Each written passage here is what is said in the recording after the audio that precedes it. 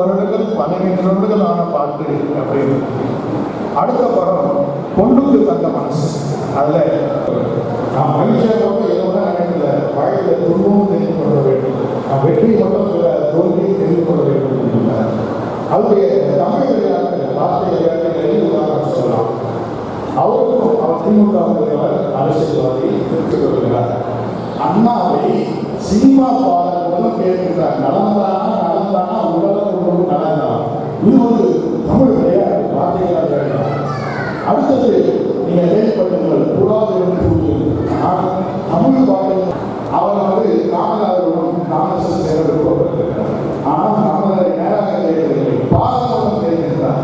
காமராஜருடைய அம்மா பேர் சிவகாமி மகனிடம் செய்தி சொல்லி என்னை சேருமாறு பார்க்க சொல்லி நான் இப்போது சேரணும். பாரதம் பிரிக்க முடியாது அன்றே சொன்ன கவிஞர். வாழ்க்கை என்றால் என்ன? இன்று நிறைய பேருக்கு பணம் தான் வாழ்க்கை, பதவி தான் வாழ்க்கை நினைக்கிறார்கள். ஆனால் அவர் சொல்வதை புரிந்து கொள்ள வேண்டும். அவர் நிறைய மேடைகளை பேசுகின்றார். என்னோட பாட்டும் ஆடைய பாட்டும் எனக்கு ஏதாவது ஒரு சிறந்த நட்பம். நான் கவிஞர் அவர்களை பார்க்கவில்லை என்றால் ஆர்வனப்பட்டி எடுத்துக்கொண்டு கேரளாவுக்கு பாட்டு வாத்தியாராக போயிருப்பேன். அடுத்து இந்த விருது வழங்கப்படும். அவருக்கு அன்பானை அறிவிக்க அப்துல் காதர் ஐயா அவர்களை அன்போடு வைத்துள்ளார். சந்தன மாலை சாற்ற வழக்கறிஞர் ராமலிங்கம் ஐயா அவர்களை அன்போடு அழைத்தார். விருதை வழங்கி கௌரவிக்க பிஐடியின் வேந்தர் ஐயா அவர்களை அன்போடு வைத்துள்ளார்.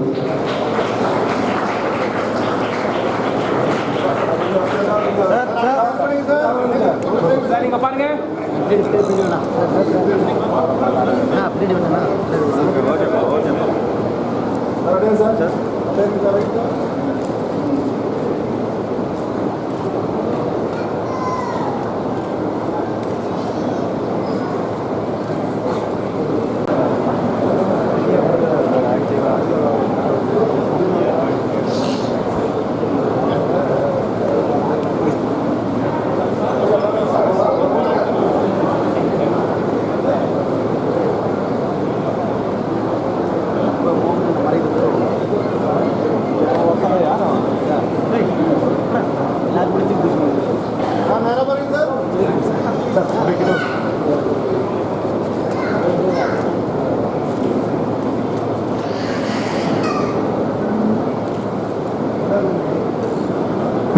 அவர்கள் வெளியிட கவியரசர் கண்ணதாசனின் திருமகனார் அண்ணாதுரை ஐயா அவர்கள் பெற்றுக் கொள்வார்.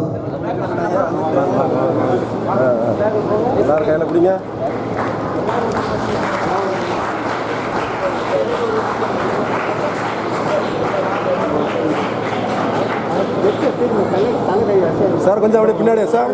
தந்தையின் வாழ்வியல் நினைவலைகளை எடுத்துரைக்க இதோ திரு அண்ணாதுரை கண்ணதாசன் ஐயா அவர்கள். சார் சார்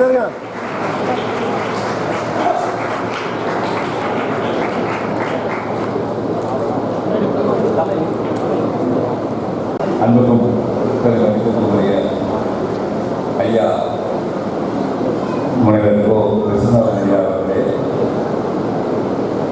ஐயா கோவி செல்வம் அவர்களே, இலக்கியத்துல வழக்கறிஞர் திரு ராமலிங்கம் அவர்களே.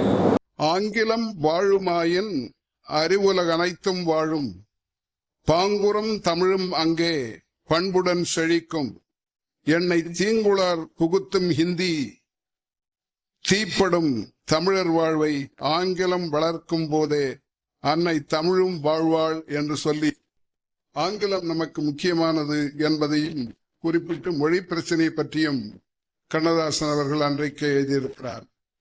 அவருடைய கவிதைகளிலே மிகச் சிறந்த ஒரு கவிதை அறிஞர் அண்ணாவை பற்றி, கடற்கரையிலே அண்ணா என்று எழுதப்பட்டது.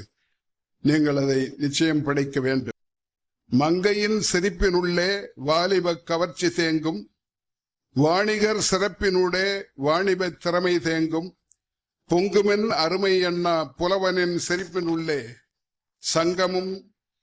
சங்கமும் தமிழும் நாட்டு சனத்திரள் யாவும் தேங்கும், கண்படு தூரம் மட்டும் காளையர் கூட்டம் என்றும் மண்படு கடலோரத்தில் வடதலை பெருக்கம்,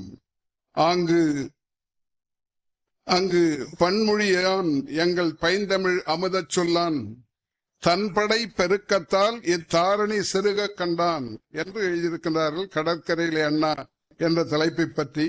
அவர் முடிக்கும் போது, வீசுமென் தென்றல் போலும் வெண்ணில ஒளியே போலும் காசரு மலரின் மேவும் கவின்மலை மணமே போலும் பாசமும் அறிவும் சேர்க்கும் பனிமொழி அடுக்கை வாரி வீசினான் பல பேர் அஃது பாட்டென விளம்பி போனார் என்று அண்ணாவுடைய பேச்சை பற்றி மிகச்சிறப்பாக கவியரசர் அவர்கள் எழுதியிருக்கிறார்கள். இப்படிப்பட்ட அருமையான கவிதைகளை எல்லாம் நீங்கள் கொஞ்சமாவது படிக்க வேண்டும் என்று நான் கேட்டுக்கொள்கின்றேன். இந்த கம்பன் கழகத்திற்கு என்னுடைய நன்றியை தெரிவித்துக் கொள்கிறேன்.